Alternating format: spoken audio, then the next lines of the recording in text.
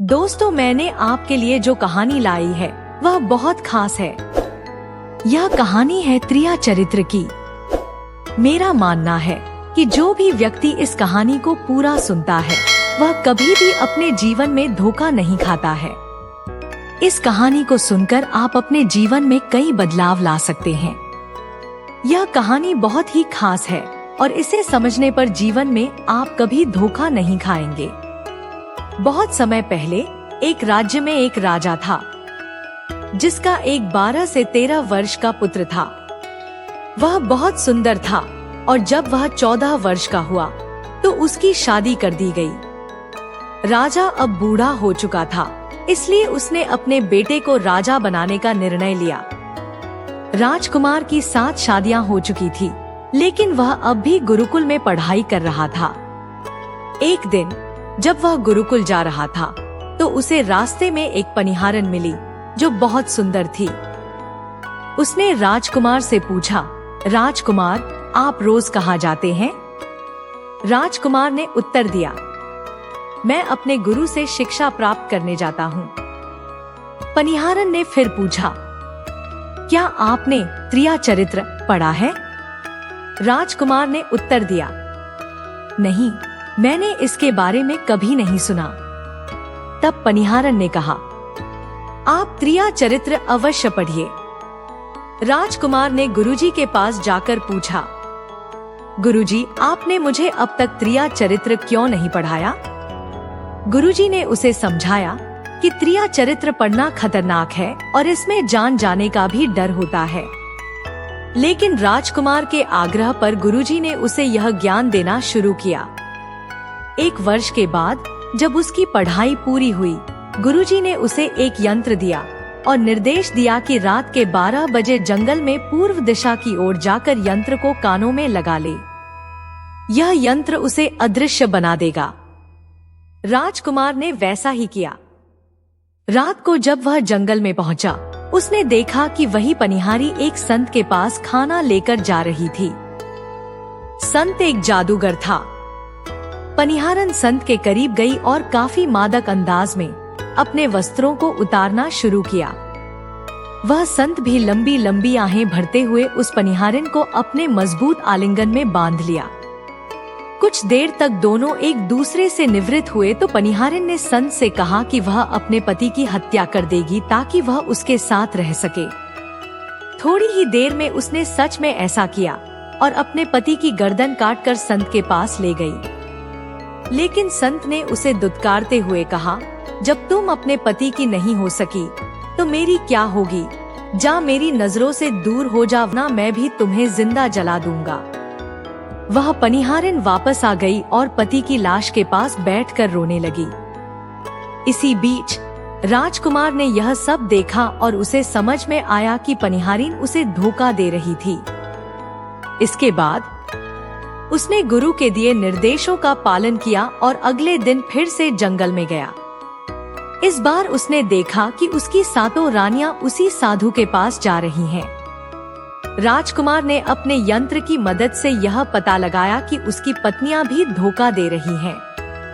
राजकुमार ने छुपकर देखा कि उसकी 7 रानियां साधु के पास जाती हैं और उसके प्रति आसक्त हैं। साधु ने उन्हें एक जादुई कील दी और कहा कि इसे राजकुमार के माथे में घुसा देना, जिससे वह मर जाएगा।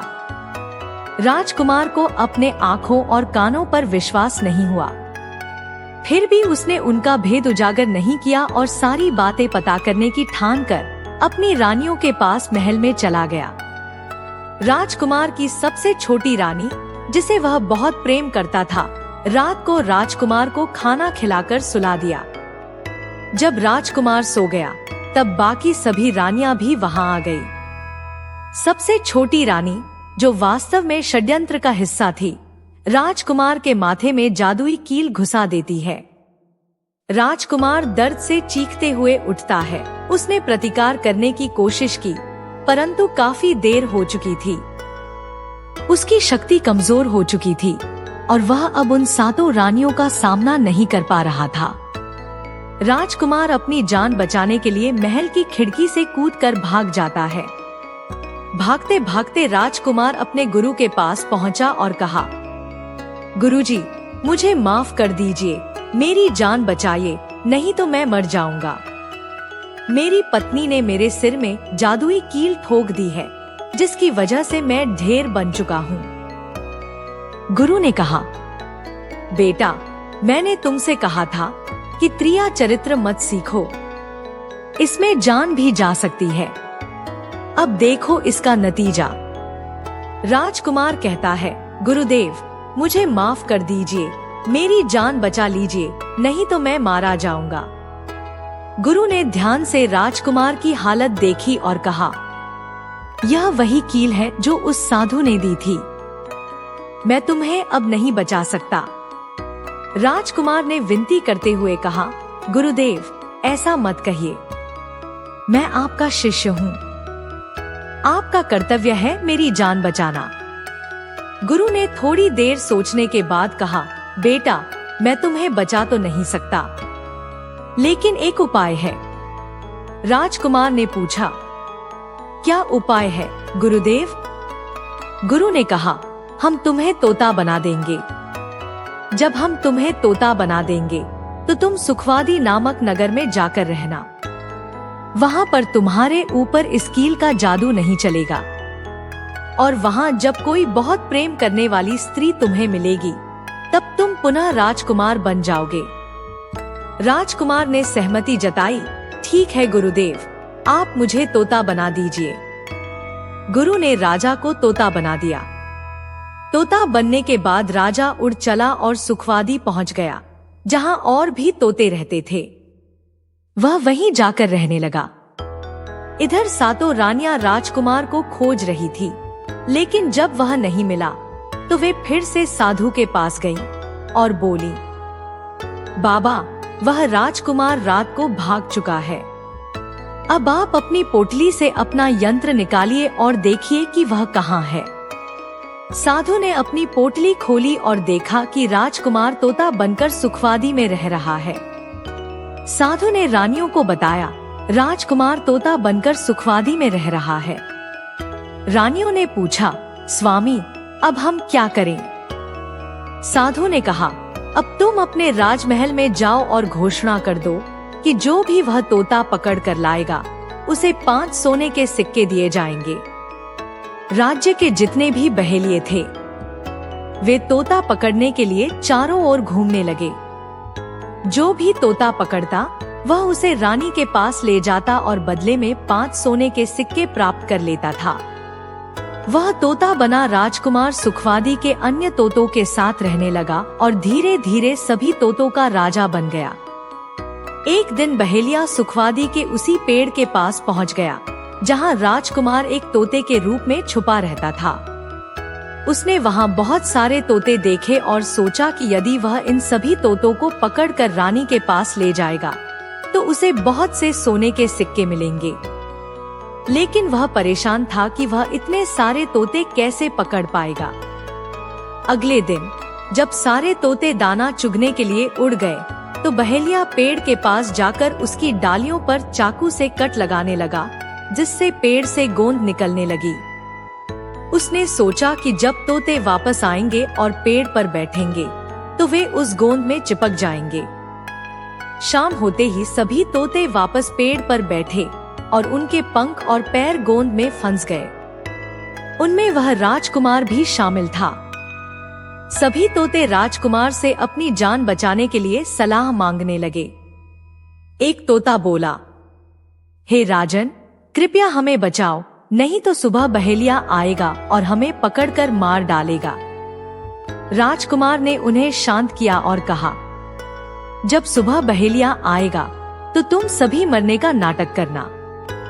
वह तुम्हें मरा हुआ समझकर जमीन पर रख देगा और सही मौका देखकर तुम सभी उड़ जाना। मैं बाकी सब संभाल लूंगा। अगली सुबह बहेलिया आया और यह देखकर कि सभी तोते मर चुके हैं, उसने उन्हें पेड़ से उतारकर जमीन पर रख दिया। तभी अचानक सभी तोते उड़ गए। बहेलिया हैरान रह गया कि सारे तोते भाग गए और केवल एक ही तोता, जो राजकुमार था, पेड़ पर लटका हुआ रह गया। बहेलिया सोचने लगा, यह तोता जरूर कोई चाल चल रहा है। इसे बेचकर मैं रानी से सोने के सिक्के ले लूंगा। राजकुमार तोते ने बहेलिया से कहा, अगर मैं तुम्हें 500 सोने के सिक्के दिला दूं, तो क्या तुम मुझे नहीं बेचोगे? बहेलिया ने सोचा कि यह कैसे संभव है। तोता फिर बोला, तुम मुझे सुखवादी राज्य के मेले में वहां राजा को बेचो, मैं स्वयं उसे अपनी कीमत बताऊंगा। बहेलिया उसकी बात मान गया और राजा के राज्य में उसे बेचने ले गया। वहां तोता अपनी कीमत इतनी अधिक बताता रहा कि कोई उसे खरीद नहीं सका। शाम तक जब कोई भी उसे नहीं खरीद पाया, तो राजा के सिपाही आए और बहेलिया से पूछा कि वह तोता कितने में बेचना चाहता है।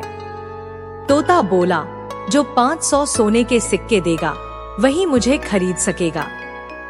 सिपाहियों ने राजा को सारी बात बताई। राजा ने सोचा कि यदि उनके राज्य के बाजार में एक तोता भी नहीं बिक सका, तो राज्य की बदनामी होगी। राजा ने 500 सोने के सिक्के मंगवाकर बहेलिया को दिए और तोते को अपने महल ले गया। राजा उस बुद्धिमान तोते से बहुत प्रसन्न रहने लगा, क्योंकि वह राजा को अच्छे सुझाव देता था और संभावित खतरों के बारे में पहले से चेतावनी देता था। जब रानी को तोते के बारे में पता चला, तो उन्होंने राजा से कहा, इस तोते को मेरे पास भिजवाइए, हम भी उससे बातें करना चाहते हैं। राजा ने रानी के पास तोता भिजवा दिया। रानी उससे बातें करके बहुत खुश हुई और अपनी बेटी से कहा, तुम ही इस तोते का ध्यान रखो और कल इसे नहला देना। अगली सुबह राजकुमारी जब तोते को नहला रही थी, तो उसने देखा कि तोते के सिर पर कील जैसा कुछ लगा हुआ है। उसने जब वह कील निकाल दी, तो तोता तुरंत एक सुंदर राजकुमार में बदल गया। यह देखकर राजकुमारी घबरा गई, लेकिन राजकुमार ने उसे शांत किया और कहा, यह बात किसी को मत बताना, अन्यथा मेरी जान चली जाएगी। उसने राजकुमारी को अपनी पूरी कहानी सुना दी। राजकुमार दिन में तोता बना रहता और रात में राजकुमार बनकर राजकुमारी से बातें करता। धीरे धीरे राजकुमारी को राजकुमार से प्रेम हो गया। उधर राजकुमार की पत्नियां, जो उसे मारना चाहती थी, फिर से उसी साधु के पास गईं।